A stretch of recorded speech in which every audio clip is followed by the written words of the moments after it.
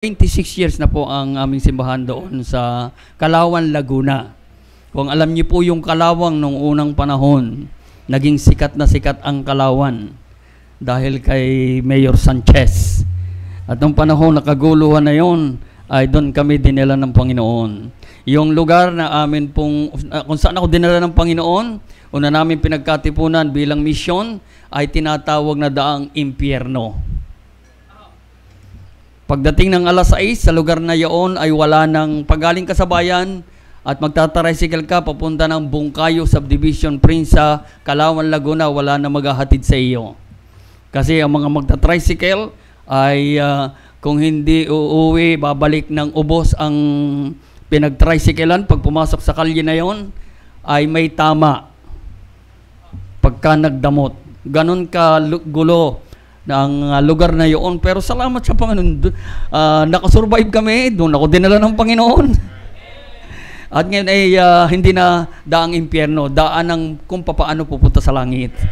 Kasi may simbahan po doon na nangangaral ang salita ng Diyos na kagaya ng ganito. Amen. At salamat po. Tayo po ay hindi nagtatagal. Tayo po tumayo at matuto tayo sa salita ng Diyos. Amen. In Genesis in chapter 12, this is the life of Abraham. At may kasabihan na tayo ay anak ni Abraham sa pananampalataya. Kaya may kanta tayo, Father Abraham has many sons. Many sons has Father Abraham. And you are one of them. Abraham in Genesis chapter 12. Alright, para makasama po kayo sa pagbasa at yung hindi pa makabasa o wala pong Bible, ay sundan nyo na lamang sa pandinig ang Genesis chapter 12, at kung may Bible ay makibasa po sa akin ang Genesis chapter 12 in verses 1 to 8. Genesis chapter 12 in verse 1 to 8. Are you there? So the Bible said in verse 1, now read, Now the Lord had said unto Abram, Get thee out of thy country, and from thy kindred, and from thy father's house, unto a land that I will show thee.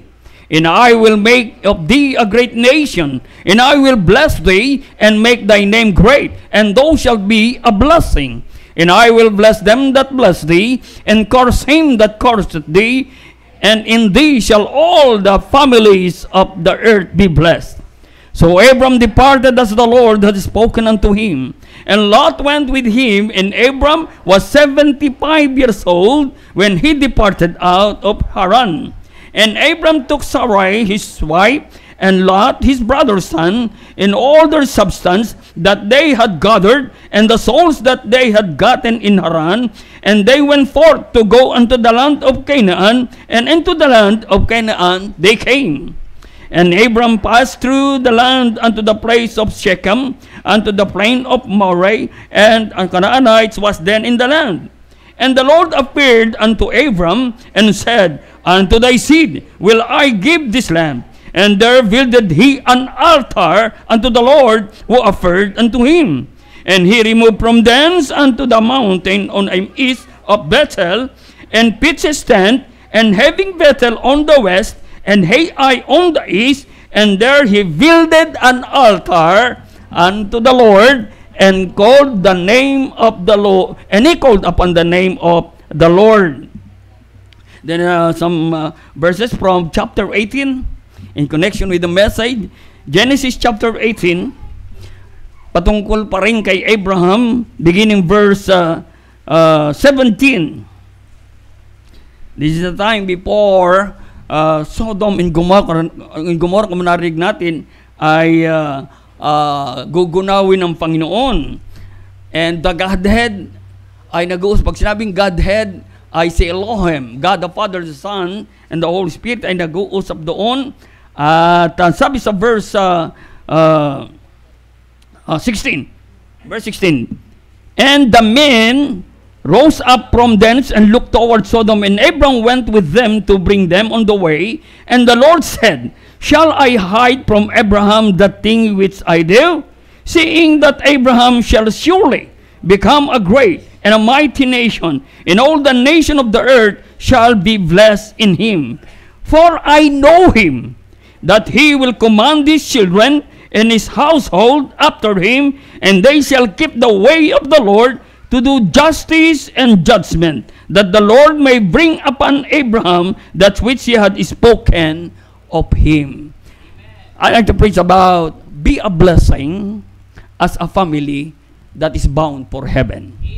Be a blessing as a family bound for heaven. Amen. Tayo mo na yung manalangin, let's pray. Ama namin Diyos, kami po ay nagpapasalamat sa iyo pong biyaya sa amin at maging sa church na ito ngayong gabi, that even in evening service ay naandito po ang iyong mga anak at hindi po nagkaligta na makisama sa pagkakatipon, because this is thy commandment to your people, not forsake the assembling of your people together, but makipag-aralan at magpuri po sa iyo. At salamat po sa katapatan ng iyong mga anak na patuloy po o Diyos ay nananambahan, maging sa hapon na pananambahan. Salamat po sa church na ito. Salamat po sa lalaki na iyo pong tinawag sa lugar na ito upang pangunahan po ang iyong mga anak. Salamat po kay Pastor Bong. At nakikita po o Diyos ang bunga ng kanyang pagpapagal sa dakong ito, na nang siya'y tumugon sa panawagan ay naandun ang iyong pangako na magbibigay ka sa kanya ng mga tao na magiging blessing at magiging buhay at kabuhayan para po siya'y patuloy niya magampanan, Panginoon, ang gawain iniatang mo po sa kanya. At salamat po sa bawat family na narito po, Panginoon. Kaya muli ipagpala mo po, at since you allow me to come and stand behind this pulpit, I pray, God, please empower me. And Holy Spirit of God, kayo po ang malayang gagawa at kikilos sa aming pong kalagitnaan. Kung may mga bagong Kristiyano, kung may mga bagong family na itinatatag, Panginoon, kung may mga bagong mananampalataya, at kung mayroong, Panginoon, sa aming kalagitnaan, still, wala pong assurance of salvation, gumawa ka po at kumilos ka po sa magitan ng mensaheng ito. At muli patawad po sa nagawa po namin mga pagkukulang at kasalanan. Sapagat ang lahat ng ito ay aming po samot na langin sa matamis na pangalan ng aming Panginoong Hesus. Amen. Alright, Mr. Tesby. Pwede na po ba? Meron na.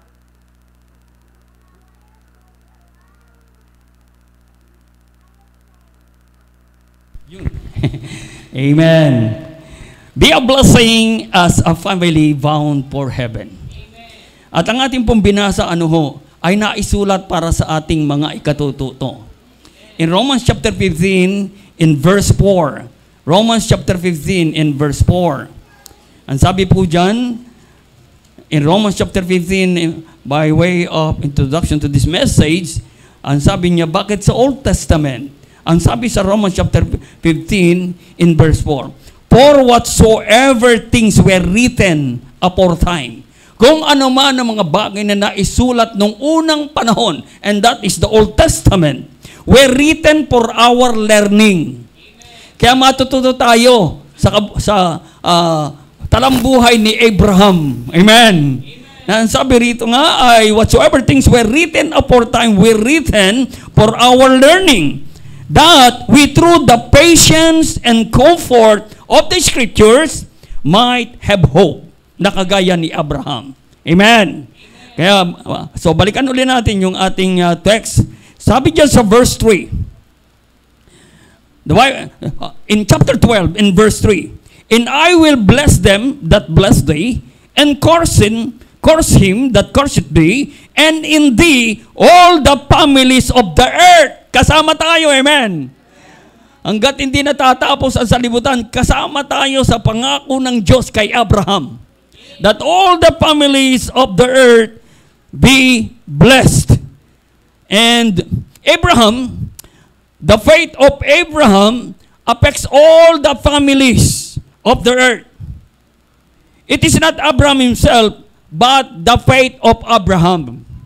Nawala na si Abraham, pero even in Hebrews chapter 11, ay inilagay pa rin doon ang pananampalataya ni Abraham. Ano yung pananampalataya ni Abraham? Ang sabi sa verse 12, now the Lord had said unto Abram, nung ang pangalan pa niya ay hindi pa binabago, pinalitan ng Panginoon sa Abraham. Abram, ibig sabihin ay the old self, the old Abraham. Si Abram, get thee out of thy country, and from thy kindred, and from thy father's house, unto a land that I will show thee.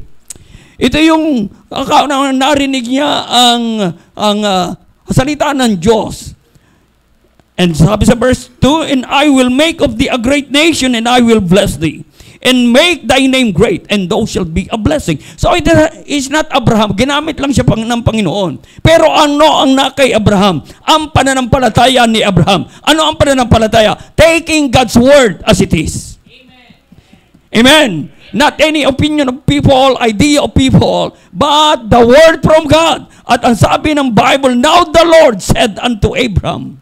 Anong sinabi ng Panginoon kay Abraham? Lumabas ka sa iyong mga kamag-anakan, sa iyong bayan, lumabas ka, at maging sa iyong sariling tahanan, at ang sabi diyan, and from thy house unto a land that I show thee. And sabi ng Bible, verse 4, so Abraham departed as the Lord had spoken. Hindi siya nagtanong, saan mo ako dadalhin, Panginoon? Ang sabi ng Panginoon, sa lugar na kung saan ituturo ko sa iyo.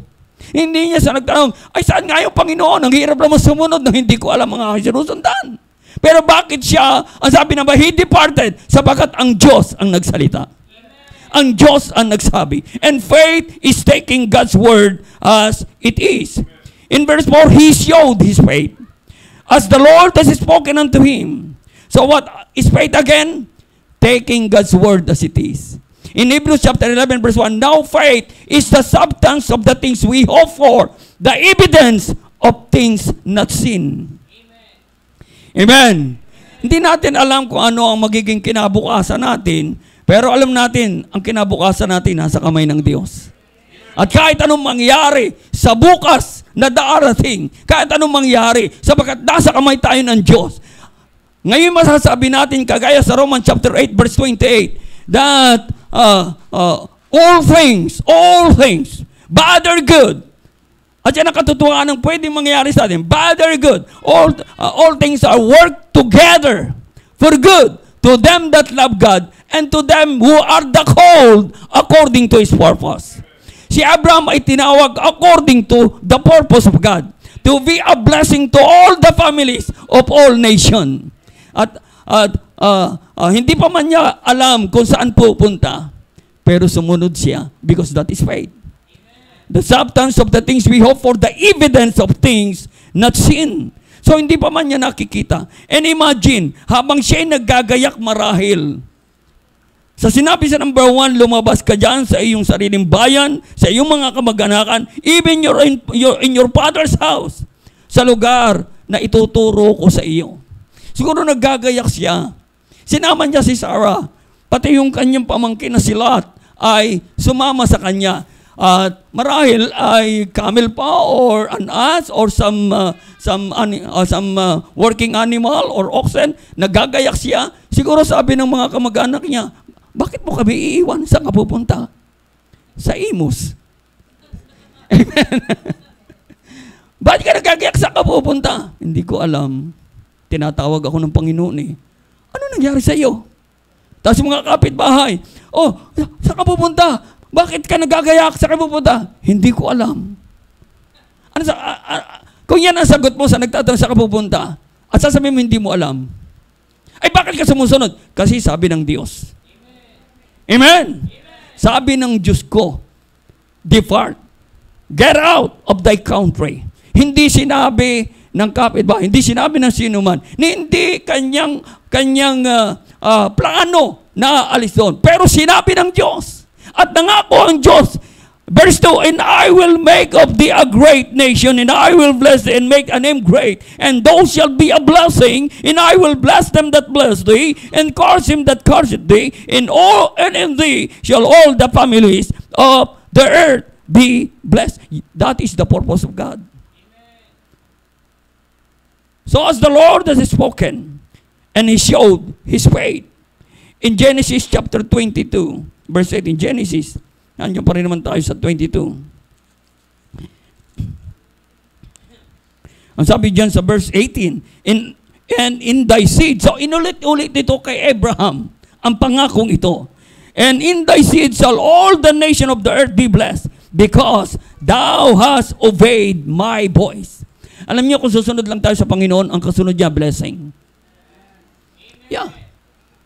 Kung susunod lang tayo sa salita ng Diyos, itinuturo sa salita ng Diyos, at magiging matibay ang ating pagtitiwala sa salita ng Diyos, ang kasunod niyan ay blessing. Pero sa isang banda, sa Deuteronomy chapter 11, Deuteronomy chapter 11, in verse 27, at sabi ko kanina, this was written for our learning.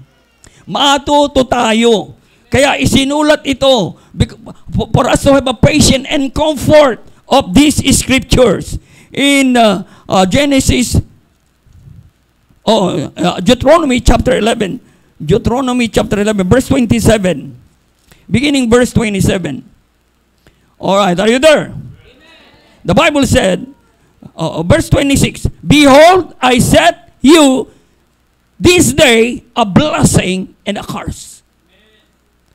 Ano yun? A blessing if you obey the commandments of the Lord, your God, which I command you this day. And a curse if you will not obey the commandments of the Lord, your God, but turn aside out of the way which I command you this day to go to other gods which you have not known. Diyan tayo galing. Naglilingkod tayo sa Diyos na patay, na hindi natin kilala. Bagamat nagpapakilalang yan ay larawan ng Diyos. Pero makikita natin kung sino ang Diyos at ang image ng Diyos sa magitan ng salita ng Diyos. Amen? And that is right. So, a blessing and a curse. Yung colloquial language natin sa curse ay malas. Alam niyo, Kristiyano, hindi naniniwala sa malas o swerte. Pagpapala o sumpa ng hindi pagsunod. Kaya marami mga Kristiyanong minamalas ay naniniwala kasi sa swerte. No, ang buhay natin bilang Kristiyano, sumunod lang tayo sa Panginoon, ang kasunod niyan ay pagpapala. A blessing because we obey. So we have in the Word of God principles, even promises of God na ipinangako kay Abraham that will never change. In Psalm 84, nasa Bible pa po natin yan, in verse 11, Psalm 84 in verse 11 and 12, for the Lord God is a sun and shield, the Lord will give grace and glory, no good thing will be withheld from them that walk uprightly. O Lord of hosts, blessed is the man that trusted in thee. Alam nyo, ano man ang maipon natin sa sanlibutan ito, gaano man tayo kasipag, ano man ang meron sa atin sa sanlibutan ito, yan po'y hindi mapagkakatiwalaan na magsusustain sa atin. Nakita natin yan nang dumating ang sunod-sunod na bagyo. Lalo na dyan sa Batangas.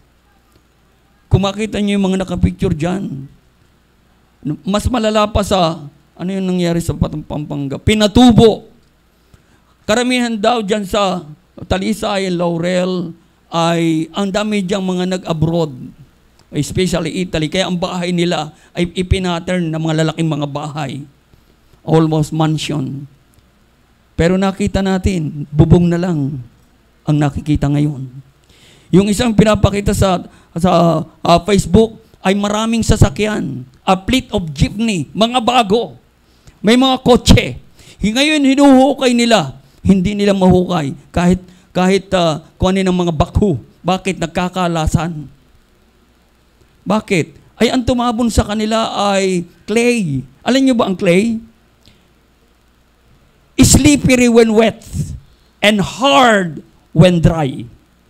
Kaya yan yung mga ginagawang palayok, yan yung galing sa bundok na tumabon sa kanila. At ganong kabuhayan na meron sila, especially sa Talisay. Yung mga, nandiyan ang gagawin pinakamasasarap na tilapia. Nandiyan yung mga pinggirlin, yan ang kabuhayan nila. Sa Talisay. Sa Laurel. Yan sa paligid ng bulkan. Pero makita natin in an instant. Yung isa ay morning, ano Tagalog sa nagmo-morning? Nagluluksa. Bakit? Lola, asawa, 7 anak. Nakita niyo sa trending? Natabunan ng landslide. In an instant. Pwedeng mangyari sa atin. Pero, sabi ng Bible, all things work together for good. Sa atin ay tragedy, pero sa Kristiyano na nagtiwala sa Panginoon. Amen! Sa atin ay tragedy, but to us and to others, it is a blessing. Just to put our trust in God like Abraham and be a blessing as a family that is bound for heaven. So, to be a blessing as a family, number 1, are you now ready for the preaching? Amen. Stay in close relationship with God. Stay in close with Ide. Huwag mo nang bubuksan. Stay in close relationship with God. In Genesis, balik ulit sa Genesis in chapter 12, beginning verse 7. And the Lord appeared unto Abraham and said, unto thy seed will I give this land. So nakarating na doon sa land na itinuturo ng Panginoon. And there, he builded an altar unto the Lord who appeared unto him. And he removed from thence unto a mountain on the east of Bethel, and pitched his tents, having Bethel on the west, and Hai on the east, and there he builded an altar unto the Lord, and called upon the name of the Lord. I praise God. Nang matapos ang sanctuary, temporary sanctuary na ito, mayroong altar ang Panginoon. Amen! Wherein the Word of God preach sa atin. Amen! Napakahalaga po ng tahanan ng Diyos. Hindi tayo lalago at magiging channel of blessing, pagpapalay magiging channel of blessing without the church. Narinig natin yan sa inyong pastor. Huwag mong sabihin mahal mo ang Diyos, mahal mo si Kristo, nang hindi mo mamahalin ang church nyo. Why? Because Christ loved the church. Don't you know that ang pag-ibig ni Kristo sa kanyang church, ano yung church? It's not the building. It is God's people. The assembly of saved believers, baptized and identified as a Baptist. Kaya nga tawag dito, Baptist Church. Amen? Baptist people. Ito ay tahanan ng Diyos na pinupuntahan. Kaya nagtayo si Abraham ng altar doon sa Bethel. At ang salitang Bethel, ibig sabihin, the house of God. In the house of God, there is an altar. Amen? And then, he called the name of the Lord. Ganon siya kalapit sa Panginoon. Ang kanyang relationship sa Panginoon. At pagtitiwala sa Panginoon. So, Abraham is not perfect. But everywhere he went, he built an altar for the Lord. So, sabi dito sa verse 8, and he removed from thence unto a mountain on the east of Bethel, and pitched his tent, having Bethel on the west, and Hai on the east, and there he built an altar unto the Lord, and called upon the name of the Lord. So, Bethel, it means the house of God. Sabi ko kanina, hindi mo pwedeng sabihin mahal mo si Kristo na hindi mo mahal ang church niyo.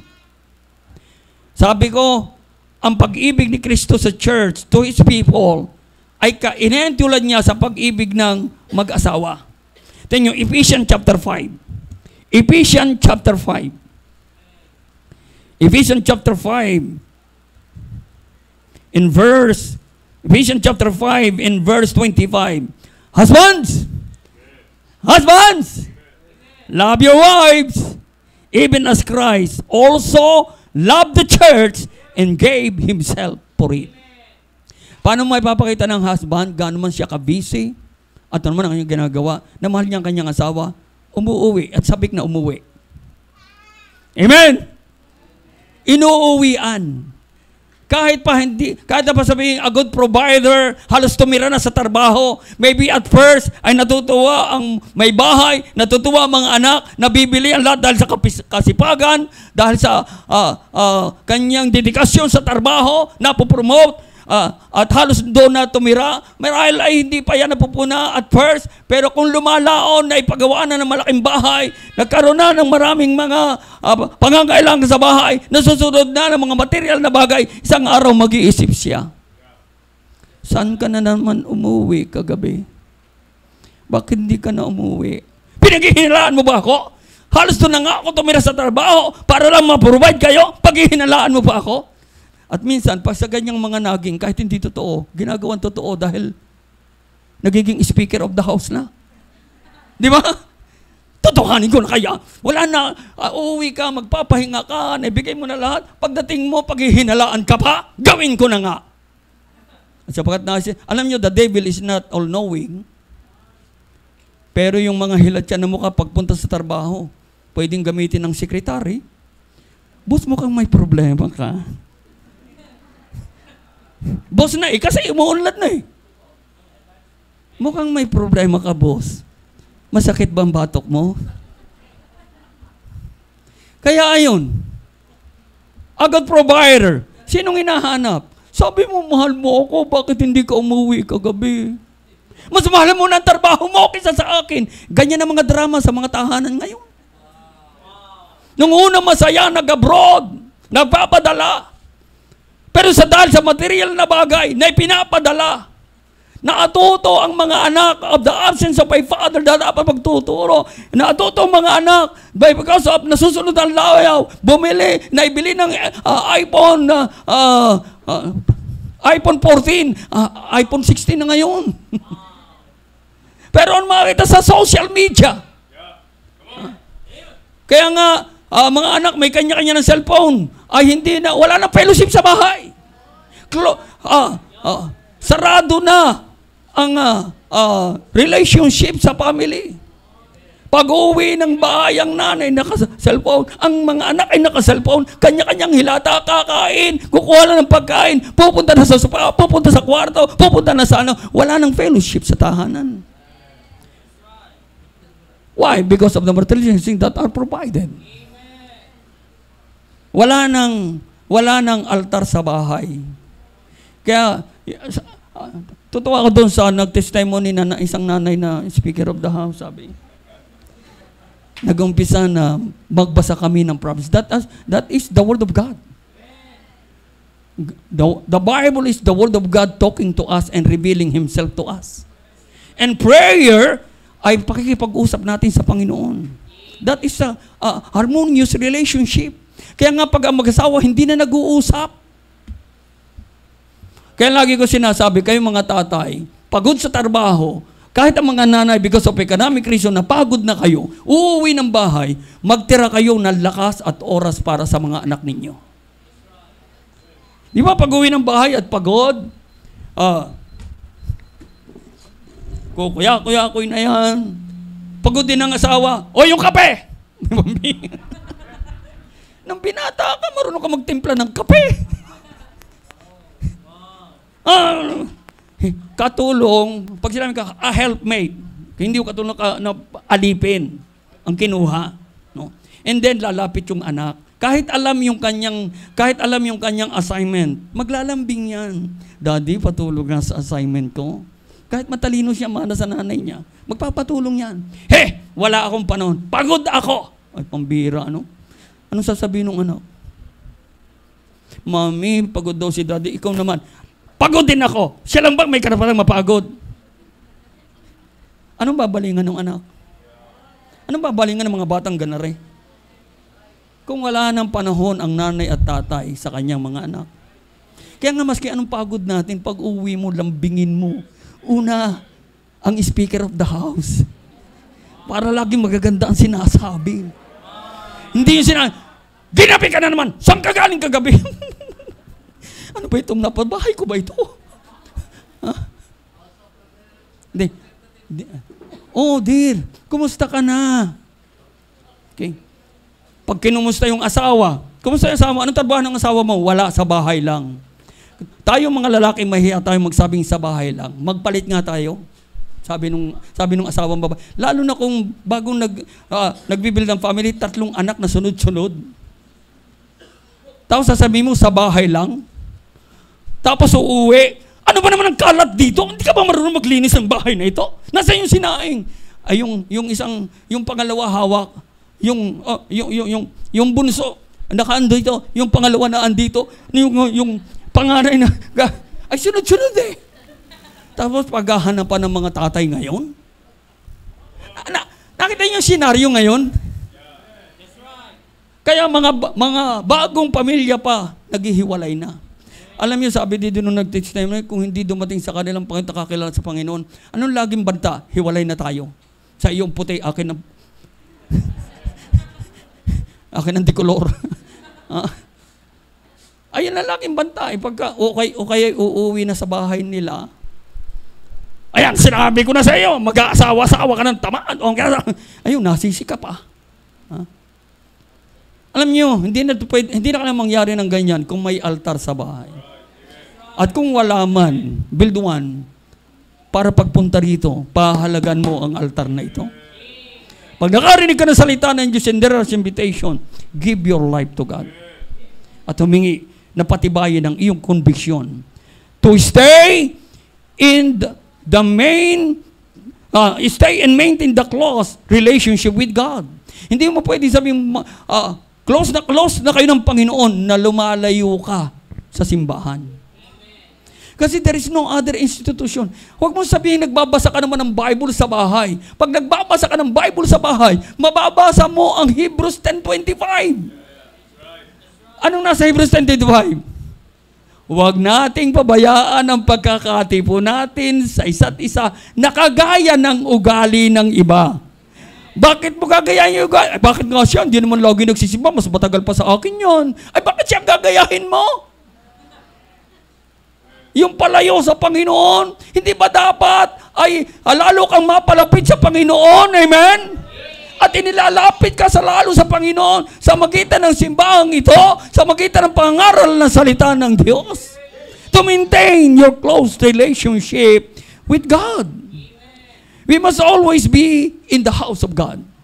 Yan ang nakita ni Abraham. Hindi naman yan itinuro ng Panginoon kay Abraham, basta sumunod ka lang sa akin, and then dumating na doon sa lugar na yon, at umakita yung lugar na yon, at ito yung lugar na aking ibibigay sa iyo. Ang una niyang ginawa, nagtayo siya ng altar.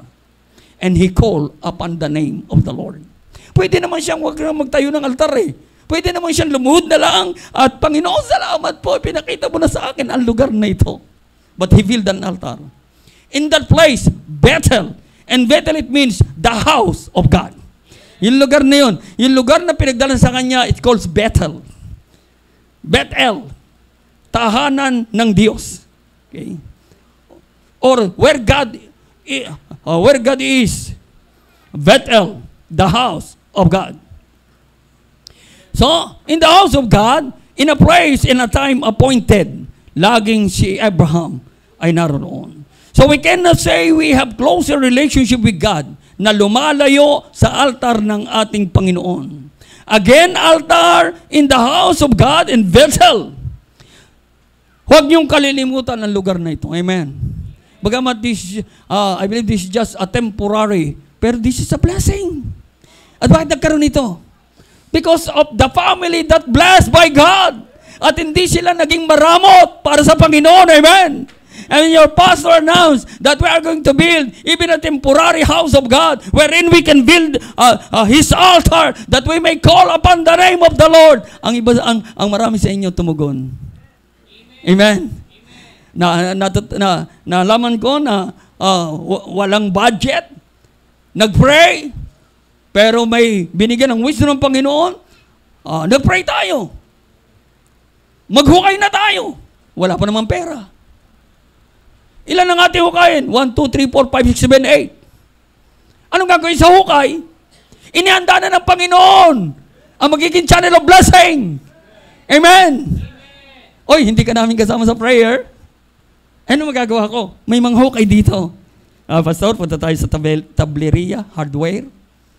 At tingnan natin kung anong ilalagay natin sa hukay. Praise God for those believers. Amen? Bakit? Kinausap ba siya ni Pastor Bong? I believe kinausap siya ng Panginoon. Amen. Why? Answered prayer.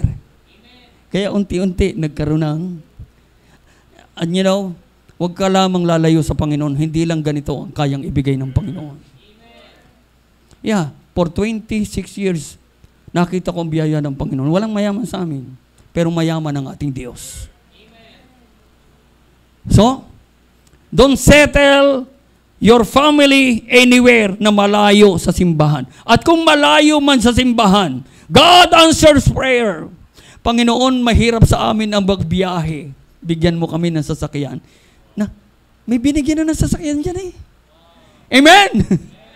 At binigyan ka rin lang ng sasakyan, siguro naman ay mapapagasolinahan mo na rin yan, mapapadisilan mo na rin yan.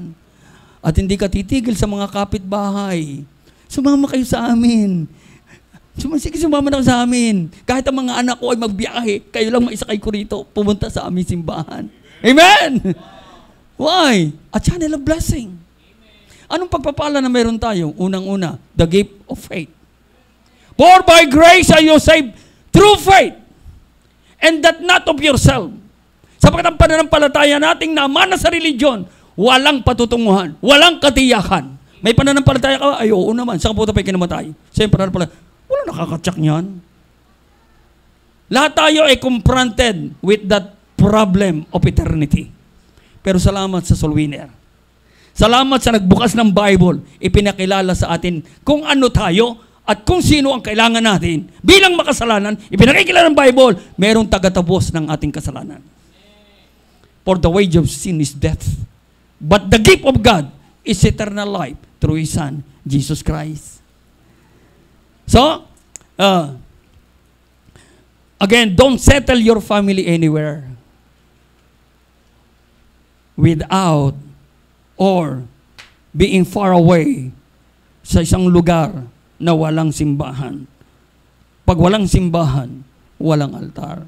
Now, again in verse 8, why God allow Abraham to build an altar opposite east? Alam niyo, hindi niya naisulat para lang babasa natin. Tingnan sa verse 8. And he removed from thence unto a mountain on the east of Bethel, and pitched his tent having Bethel. Ano nga ulit Bethel? The house of God. On the west, at in the opposite, Hai on the east. Okay? Hai on the east. Na tutunan natin that Bethel, it means the house of God, and Hai on the east, in that opposite direction, it means ruins. Ruins, R-U-I-N-S. Yung ruins, ano sa Tagalog, yung pagkabulok, pagbagsak, ruins. Okay? Yung gumuho, pagguho. Alam nyo bang ang mundong ito'y pagguho na ng pagguho dahil sa kasalanan? Pasama na ng pasama ang mundong ito. Tingnan ninyo, ang signs of the time na kagaya sinabi ng Panginoon, beware like at the time of Noah. Anong nangyayari sa ating panahon like the time of Noah? Bagamat nangako ang Panginoon, hindi niya nagugunawin ang mundong ito sa magitan ng flood. Sa 2 Peter in chapter 3. Pero ano yung signs of the time like Noah? Ano nyo, sa buong mundo, kaunting ulan lang bumabaha. That is the signs of the time. Itong sunod-sunod na ito, almost, na-spare lang ang Mindanao, pero Bisaya, ang buong Luzon, halos. Kahit dito, naranasan nyo marahil. Yeah. Dumating, naranasan nyo yata dito din baha, no? Yeah. That is the signs of the time. Ang isa pang signs of the time ay remember Lot or Lot's wife nung panahon nila. Okay? Nung siya humiwalay kay Abraham. At nung siya humiwalay, hindi man lang nagkaroon ng talakay sa buhay ni Lot. Nung siya pumunta na sa Sodoma, na nagtayo siya ng altar para sa Panginoon. That is another message. But, hey, it means ruins. The picture of this world. The world in ruins. Hey, as the word. Kaya nga, ano sabi ng Bible sa 1 John chapter 2 verse 15, love not the world nor the things of the world. Sapagkat ito ay pabulok na ng pabulok. Kahit anong itayo natin dito, kaya napakagandang itatayo at palalakasin ay ating relationship sa Diyos. Sa magitan ng simbahan, sa magitan ng salita ng Diyos. So, love not the world nor the things of the world. For the lust of the flesh and the lust of the eyes, the lust of the flesh and the pride of life is not of the Lord. Okay. So, sabi ko kanina, Abraham ay kagaya din natin. In Genesis chapter 12 and verse 10, we are not better than Abraham and Abraham is better than us. Siya ay creation ng Panginoon at alam yung pagkatao na kagaya natin. Pero matuto tayo. Alam nyo, sa kanyang batang pananampalataya, tinawagan ng Panginoon, pag-usap sa Panginoon, dumating sa buhay niya ang unbelief. Ano yung nasisira ang ating, tumatabang ang ating pananampalataya? Yung nagiging small ang ating pananampalataya pag dumating ang gutom. Lalo na sa mga gumana ng palataya, kung kayo magpapatuloy dyan, at laging nasa Sunday, at narinig ko lagi sa preaching, ang Sunday sa Panginoon, kung kayo may tindahan, isira mo naman yan. Eh, pastor, nakapanghinayang naman, kung kailan Sunday, ang daming bibili eh. Eh, nakakatakot naman na baka yung mga parokyano ko sa kabila bibili. Ano kitatakot mo? May Diyos tayo. Amen! Malay niyo ko, kumari ka pala nagsasara sa linggo, ngayong Sabado, ay bibilin ko na lahat, ang bibilin ko sa iyo sa Sunday, kasi nagsasara pala kayo pag linggo. Ay, bakit ba naman kayo sasara pagka linggo? Kasi napunta ka sa simbahan. Ay, kung ba naman kay kumari, nasama na sa akin. Amen! Yung kumari natin na ang pinag-uusapan ay buhay ng may buhay. Kaya anong tawag doon? Si Marites. Kaya na nagsabi niyan. Pero isang Kristiyanong ang pinag-uusapan ay buhay ni Kristo. Ang tawag dyan ay soul winning. Kasi pag-usapan mo ang buhay ng may buhay, maraming magagalit sa iyo. Di ba? Pero pag-usapan natin ang buhay ni Kristo, marami kang madadala sa paanan ng ating Panginoon.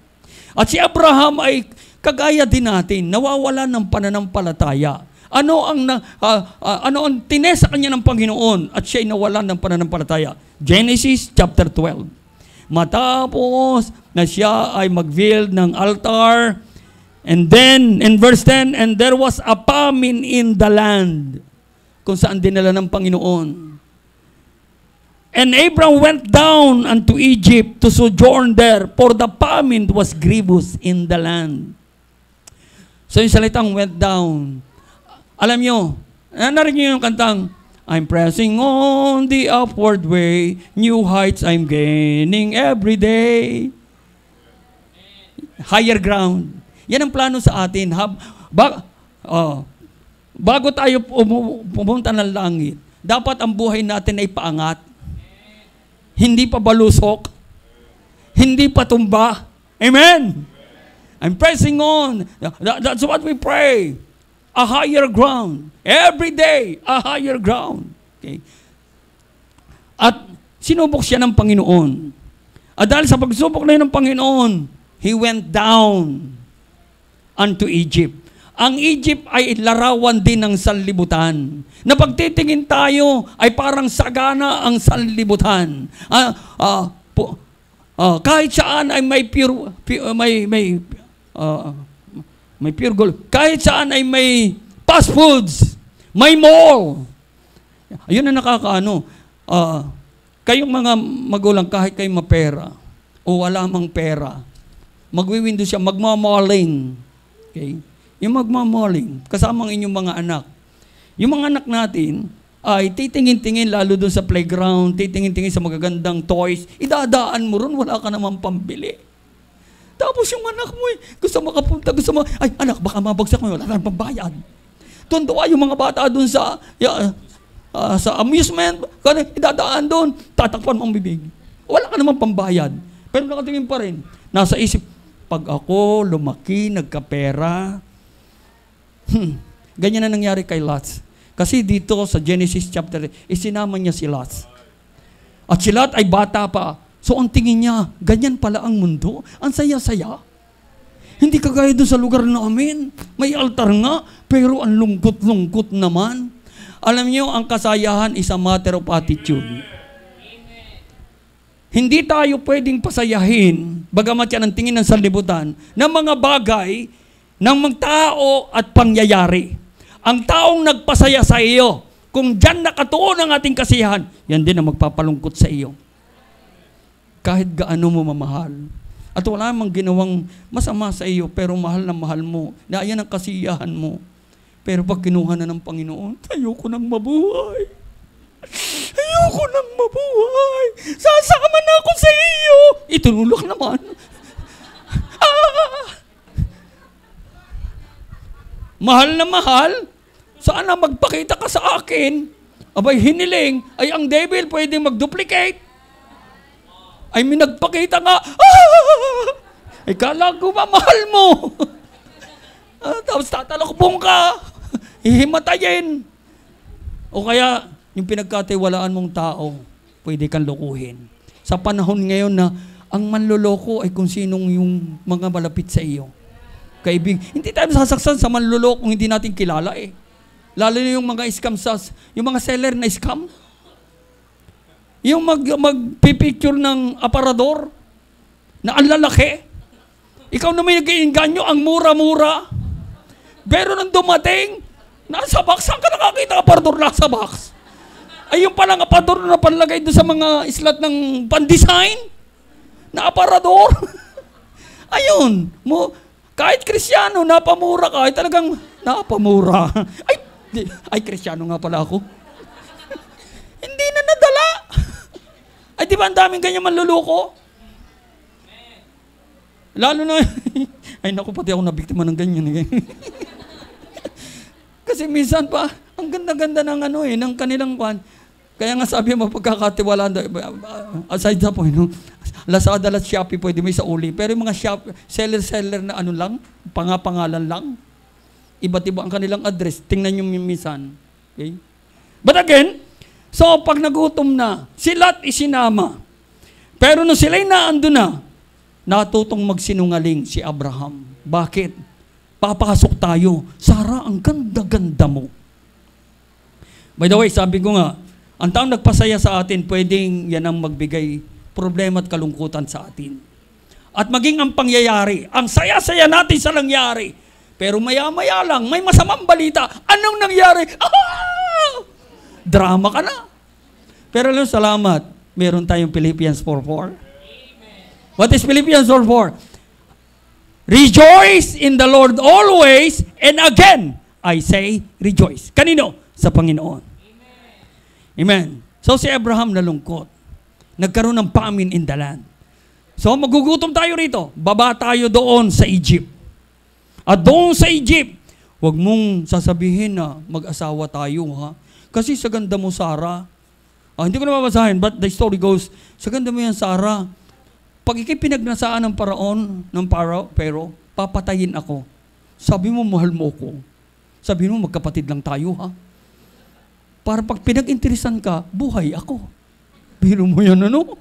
Para makaligtas, kahit ibigay sa iba yung kanyang asawa. Minsan nawawalan tayo ng tiwala sa Diyos eh. Nangyari kay Abraham. Kaya ito'y nangyari para sa ating katututo. Kahit mukhang nagugutom na tayo, ay tiis lang, di mag-fasting. Amen. Pero sabi din naman ng Bible, kaya lang magugutom ay pagkatamad. Yeah. So, ang sabi rito, sabi sa verse 18, and Pharaoh called Abraham and said, what is this that thou hast done unto me? Why didst thou not tell me that she was thy wife? Why sayest thou, she is my sister, so I might have taken her to me to wife? Now therefore, behold thy wife, take her and go thy way. And Pharaoh commanded his men concerning him, and they sent away he and his wife in all that he had. Bakit? Sinong gumawa? Ang Panginoon. Sa verse 17, and the Lord plagued Pharaoh and his house with great plagues because of Sarah, Abram's wife. Si Sarah, ay nag-submit lang. Sabihin mo, yes Lord, sabi mo eh. Hindi niya inaway. Ano ka pa naman, Abraham? Para lang ikay makalibre? Ibibigay mo kay Paraon? No. Ang sabi ng Bible, maging sa Hebrews, and Sarah submit to ano? And I believe Sarah prayed to the Lord, Panginoon, buksan mong isip ng asawa ko. Ipamimigay na ako, Panginoon. Kahirap niyan. Nangako ka, Panginoon, through Abraham and kay Sarah, magmumula ang seed. Paano mangyayari yun? Kaya, because of Sarah, ang Panginoon ay kinausap ang Paraon. Ano na yung plague? Yung sinalot ang tahanan ni Paraon. At alam niya na yun ay gawa ng Diyos. Kaya nung matanto niya yan ay gawa ng Diyos, Abraham, halika nga rito. Bakit mo sinabing kapatid mo lang yan? Ha? Sige, alis na kayo. At dalhin niyo yung mga blessing. Pambiro. Huwag kayo maniwala sa blessing in backsliding. Actually, kung kayo nag-backslide, nagtrabaho ka, may naipon ka, kung ikay binalik ng Panginoon, ibalik mo rin yung para sa Panginoon. Amen. Kaya pinagpala ulit siya. Kaya nga all things work together for good eh. Pero kung nasubukan mag-backslide, ay kung totohanan niya ng Panginoong ibigay nga yung asawa mo, ano magagawa mo? But again, nagkagutom. He lost his trust in God. Any direction away from Bethel, the house of God, is going down. And the story in verses 11 to 16, it seems may pagpapala doon sa Egypt, sa sanlibutan. Nakala natin may pagpapala ng lalayo sa Panginoon. It may seem a blessing, it will be a curse. Okay. Kaya maski ibigay ang asawa, pero salamat sa sovereignty ng ating Panginoon. Because of Sarah, his wife. Kaya mapapalad yung mga tatay na napakapalanginin ang mga asawang babae. Amen. Kasi hindi naman, mayroong pagkakataon na tinutuyo din ng mga tatay. Huwag niyong kukontrahin. Kasi pag kinontra niyo yan, away. Ipanalangin niyo lang sa Panginoon. Yung sinabi mo eh. Alam niyo, Panginoon, please, makapag-isip-isip sana yung asawa ko. Na hindi kalooban ng Panginoon ang kanyang gustong gawain. Please, Panginoon, please ang Panginoon. Malay nyo, lalayo. Paalis pa lang yung sabi. Ano ba yun nasabi ko? Ano ba pinapagawa ko? Ano ba yun? Kasi mas makapangyarihan ang ating Diyos. Amen. Na siyang tumawag sa atin. Siyang nagligtas sa atin. Amen. Siyang may hawak sa atin. So, make your relationship of God closer sa ating Panginoon. At natuto si Abraham, chapter 13. And Abraham went up out of Egypt, he and his wife, in all that he had, and Lot with him, unto the south. And Abraham was very rich in cattle, in silver, so pinagpala uli siya, and in gold, and he went on his journeys from the south, even to Bethel. So bumalik siya sa Bethel, unto the place where his tent had been at the beginning. Bumalik siya sa umpisa, na kung saan naandun ang altar ng Panginoon. Hindi ko sinasabing, pwede magbakaslay, lumayo ka. God forbid. Pero kung mangyayari sa iyo yan, lagi mong alalahanin ang 3-lane tree. Block 7. Yan ang nasa Waze, ano? Hindi ka naman maliligaw eh. Lahat kung may sasakyan ka, i-Waze mo na lang uli. At baka nalilimutan mo na. Go back to the Bethel.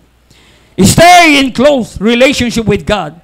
And in blessing, and with blessings in association. Alam nyo, nakanda na lagi ang pagpapala ng Panginoon sa simbahang ito. Amen. Sinong gagamitin? Kayo pong saradong-sarado with a harmonious relationship with the Lord na nagligtas po sa inyo, na nagligtas sa atin. So, number 2, maintain a disciplined household. Not only stay in close relationship with God, but maintain a disciplined household. At ito ay nakasaatang palagi sa ama ng tahanan kagaya ni Abraham. In Genesis chapter 18 na binasa po natin. Are you still with me? Amen. Amen. So, verse 17. na binasa, and the Lord said, shall I hide from Abraham the thing which I do? Itatago ba natin kay Abraham yung mga bagay na ating gagawin sa Sodom at Gomorrah? Seeing that Abraham shall surely become great and mighty nation, and all the nation of the earth shall be blessed to him. For I know him, sapagkat close ang kanyang relationship sa Panginoon. For I know him, that he will command his children and his household after him, and they shall keep the way of the Lord to do justice and judgment, that the Lord may bring upon Abraham that which he hath spoken of him. So dito, nang matuto na si Abraham, muli siyang nagtiwala sa Panginoon, in verse 19, he knows kung sino at ano ang nasa puso ni Abraham. For I know him. Kilala tayo ng Diyos. Amen? Amen? Meron bang tatay na hindi nakilala ang kanyang anak kung siya ay makasanlibutan? Anak, hindi na kita makilala. Hindi ganyan ang dapat asalin ng isang anak na masuwayin, pasaway. Na lumalaki ay ang buhok ay hindi malaman kung lalaki o babae. Ang pagdadamit ay hindi malaman kung lalaki o babae. Ay nasa panahon tayo ng panahon ng Sodom at Gomorrah. Kaya nga, fathers, teach your children. Guide your boys, fathers. And mothers, guide your daughters. Kasi nga, isinusulong sa Kongreso ang SOGI. Sexual orientation. And gender identity expression. Kaya malaya sila ngayong lumalabas na. Kaya nga, makita natin, 4, 5 years old, lalaking kalalaki, ang gustong laging hawak ay si Barbie. At kababae kahit 4 years old, gusto makipaglaro sa lalaki ng barilan.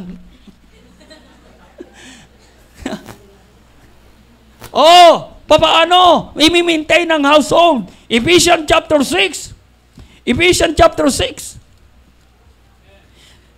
Paano mangyayari ang chapter 1? Ang commandment ay, children, obey your parents in the Lord. May mga bata rito. Amen, children? Ephesians chapter 6. In verse 1, children, obey your parents in the Lord, for this is right. Pasalamat kayo mga anak kung ang inyong mga magulang ay nasa Panginoon. Hindi kayo tuturuan ng masama. Lahat ay papapagawa ay para sa inyong ikatututo at ikaluluwalhati ng Diyos.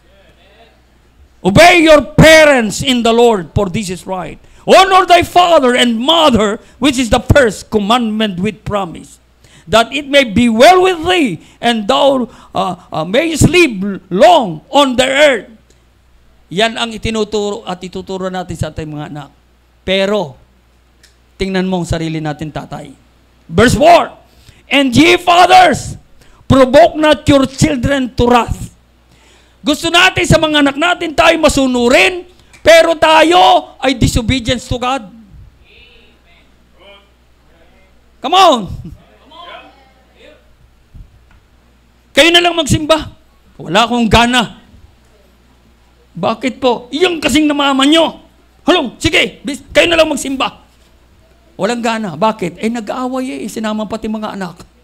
Isinama pati ang araw ng linggo. Isinama pati ang altar ng ating Panginoon. Hello? God forbid. Pero alam nyo, pwede mangyari yan. Nangyayari yan sa mga unbelievers. Pag nag-away, ang mga anak ay damay. Pag-aaway, nakikita nila yung ng mga anak, sa natin mga anak, paano mag-aaway ang mga magulang. Yan ang way ng sanlibutan Kaya nga, sa mag-asawa, ay merong 2 to 8, the fight is on. Di ba? Nagkatawa, nagkasikuhan sila. Pero huwag yung pakikita sa mga anak ninyo. Kung magsasalitaan kayo parang mga taga-Cardona, bakit ka naman ganyan? Oo. Ay, ikaw din naman, oo. Pigilan mo. Bakit ka ganyan? Lagi ka nalang ganyan. Sabi ng mga bata, Nag-aaway na naman si mama at si papa. And then, halika nga rito. Lord, Panginoon, please, ingatan mo ang aming pagsasama. Ay di mabubusan ang inyong galit sa isa't isa, amen? Yeah. At kung may, kaya nga, minsan, tinotoyo ang mga tatay, huwag niyong papatulan. Okay? Dapat ang toyo, may kasabihan na, ang adobo ay hindi kumpleto pag walang toyo. Ang tahanan hindi kumpleto pag ang nanay walang toyo. Hindi masarap ang adobo. Kaya wag po to. Sasabihin ng tatay, ikaw lang ba karapatang magkaroon ng toyo? Bakit ano ka ba? Suka. Discipline. Okay. Psalm 78. Hindi pa ako tapos mga tatay. Sa verse 4. And you fathers provoke not your children to wrath, but bring them up in the nurture and admonition of the Lord. Alam niyo, ang simbahang ito, mga tatay, katulong ninyo. Salamat sa simbahang ito, may children's department. Amen? May nursery, may toddlers department, ay pambihira. Saan ka pa niyan? Tapos tatamarin ka pang dalhin ang iyong mga anak sa simbahan. Na ang mga anak natin, ang nag-aalaga ay mga dalaga. Diyan sa nursery. Na, po. Hindi naman sanay mga dalaga yun. Tinawag sila doon ng Panginoon para maging nursery attendants di magtiis sila. Tapos yung gatas na para sa kanila, titikman muna. Hindi alam na ubusan. Kasi ibang iniisip Pero at least, nasa gawain, nasa simbahan, amen? Nurture in the Lord and admonition of the Lord. Psalm 78. Kayo po ba ay nakikinig pa? 3 points lang naman yan, kadalawa na po tayong. Okay. Psalm 78. In verse 4. Psalm 78. For he established a testimony in verse 4. We will not hide them from their children, showing to the generation to come the praises of the Lord and His strength and His wonderful works that He hath done. Hayaan nating maging hayag sa mga anak natin yung sipag ni nanay at itatay sa gawain sa Panginoon. Amen. At pag nakita nila yan, nasaksihan sa mga magulang, hindi sila lalayo sa Panginoon. Amen. At kung man sila'y lumayo, at least may advantage, may babalikan sila kaysa sa wala. Kaya sabi sa Proverbs 22 verse 6, train up of a child, and there is no training ground sa mga anak natin, maliban sa tahanan ng ating Panginoon in Children's Department Sunday School. At kung papalarin ng Panginoon, pagpapalain ng Panginoon, kung hindi pa siya babalik, at malay nyo, yung mga teacher dito ay magtayo ng Christian Academy. Amen! Para huwag nang lalayo ang mga anak natin. Okay. In our church, we have Proverbsville Baptist Academy for 16 years. Then, 78 in verse 6, that the generation to come might know them, even the children which should be born, who should arise and declare them to their children, that they may set their hope in God, and not forget the works of God, but keep His commandments. Lagi niyong ikwento sa mga anak niyo ang kasaysayan ng simbahang ito. Sinabi na kanina, ako'y nagpapasalamat sa mga kamag-anak ko. Wala naman akong planong pupunta rito. Pero may kamag-anak ako sa dakong ito. And God gave them to my heart na sila ay puntahan at sila ay dalhin sa Panginoon. At dahil doon ay napamahal na ako sa Imos. At nandito siya ngayon. Amen. And God gave you to Him para maging kamanggagawa ng ating Panginoon. Sama-sama tayo maglingkod sa Panginoon. Number 3, not only stay in a close relationship with God, not only maintain a disciplined household. Number 3, sustain your spirit with generosity. Sustain your spirit of generosity. Kasi sa panahon ngayon ng mga pangangailangan, there is a possibility maging madamot tayo para sa gawain ng Panginoon. Unahin muna yung pangangailangang material. Makapagpundar muna. At kung kailan makapagpundar na muna, saka na ako papagamit sa Panginoon. Sabi ko nga, nakapagpundar ka, paano kung bumalik si Katrina? Si Catherine. Si Christine. Si Christine. Nag-anyaya pa. Si Opel. And then nag-anyaya pa si Sina. Yung pa isa. 4 yan eh. Si Marce. And then yan si Pipito. Sabi ni Dr. Red, dapat yung mga yan makaligtas. Amen. Para magbalik ay blessing. But again, sustain your spirit of generosity. Alam nyo si Abraham, Genesis chapter 14. Ito po ay kontrobersya ngayon. Maging sa mga social media. Kaya nga, iwasan nyo yung pakikinig sa mga preaching sa social media sa iba't ibang pastor. Matuto po kayo sa inyong pastor sa pulpitong ito. Amen. Maraming mga preachers in social media na hindi na naniniwala sa tithes. Na ang pagbibigay ay according to your heart. If giving is according to your heart para magsuporta ng gawain sa Panginoon, where your treasure is, there your heart be also. At ang sabi sa Jeremiah 17 verse 9, the heart is deceitful above all things, who can know it? Okay. But Abraham, wala naman nag-uutos. Kasi ang kanyang contention, yan ay nasa Old Testament. Yang utos, bring your tithes and offering into the storehouse. Yan ay nasa Malakay. Nasa New Testament na tayo. Pero nagpipilis pa rin naman sila, pagbagay sa doktrina nila, ang Old Testament. Gumagamit pa rin. Kagaya ni Soriano. Saan galing ang dating daan? Sa Book of Jeremiah. Pero yun ang ginamit. Pero tinitulig sa kanya ang tithes. Sino si Abraham? Nung wala pa pong commandment in Leviticus, in Exodus and Deuteronomy, that tithe is for the Lord. Ang sabi sa Genesis chapter 14, to make the story short, ay ang Sodom na kung saan naandon si Lot, ay kinubkob ng mga hari. 7 hari nagsama-sama kubkubin ang city of Sodom. Natangay pati si Lot at lahat ng mga ari-arian na meron Sodom ay ginawang spoil na itong mga kumubkob. Nabalitaan ni Abraham. And then, nag-ipon siya ng kanyang mga tao at kanyang sinakluluhan si Lot.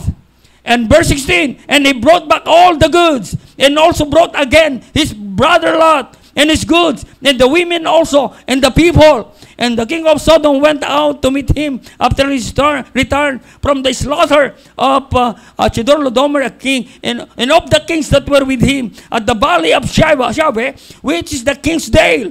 And Melchizedek, king of Salem, brought forth bread and wine, and he was the priest of the most high God. And he blessed, verse 19, and he blessed him and said, blessed be Abraham of the Most High God, possessor of heaven and earth, and blessed be the Most High God, which hath delivered thine enemies into thine hand. And he gave him tithes of all. Ano ang tithes? Tenth. Tenth belongs to God. Because tenth is equality of giving. Yung, according to your heart, how much do you love God? Kaya meron tayong love offering. How much do you love God's house? That's why meron tayong lot and building fund. How much do you love soul? Kaya nga, that are lost to be won. Kaya nga meron tayong faith promise offering na doon itinutulong natin sa mga missionary. But tithes is quality of giving. Sumusweldo ka ng 50,000. Sumusweldo ka ng 1,000. Ano ang 10? Ang sumusweldo ng 1,000 ay 100 pesos ang kanyang tithes. Ang sumusweldo ng 50,000 ay 5,000 ang kanyang tithes. Hindi pwedeng sabihin ng nag-tithes ng 5,000 na ang laki-laki ng kanyang ibinigay kaysa kanya na 100 lang. Bakit? Malaki ang pinagpala sa iyo ng Panginoon. Kung nalalakihan ka na, sabi mo, Panginoon, paliitin mo na ang income ko para maliit na rin lang ibibigay ko sa iyo. Tenth belongs to God. Amen. At yan ang namana ng apo ni Abraham in Genesis 28. Kaya nga children's children. At ang kanyang apo, dito sa verse 21, nang ma-meet ni Jacob ang ating Panginoon. In verse 20, and Jacob vowed a vow, saying, if God will be with me and will keep me in this way that I go, and will give me bread to eat and raiment to put on, so that I come again to my father's house in peace, then shall the Lord be my God. And this stone which I have set for a pillar shall be God's house.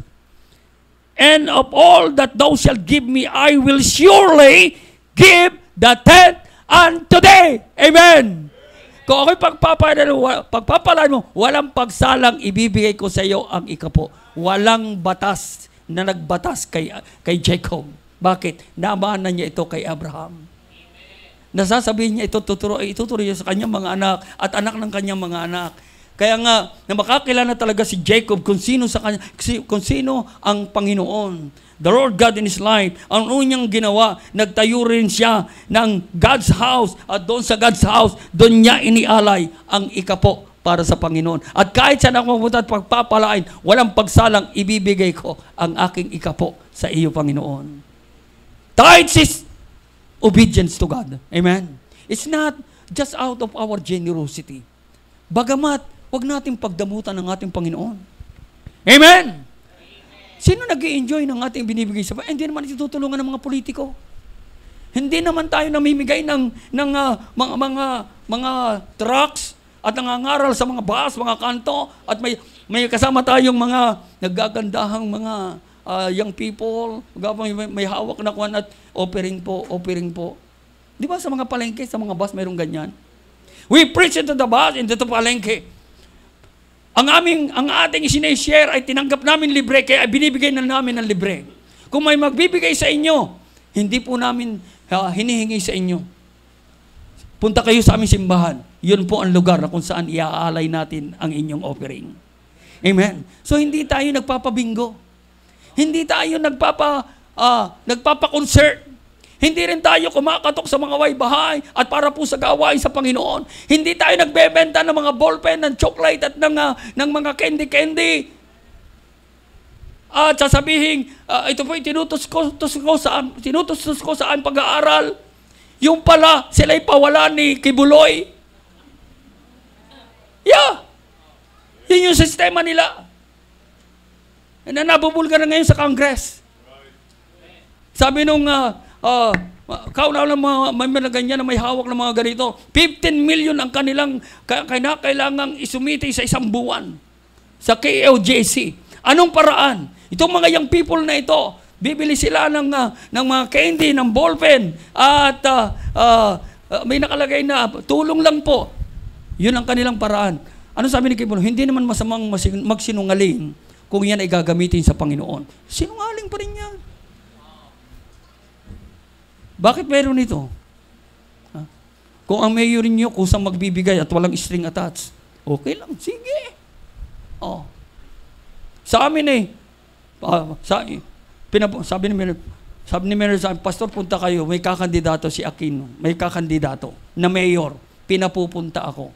Gusto daw ako usapin. Bakit kaya? Kasi nakita tayo nagpapabubong. Tutulong daw siya. Sabihin mo, pumunta rito sa simbahan. Hindi naman pumunta. Pumunta daw ako sa kanya. Hindi ako pumunta. Hindi rin siya pumunta.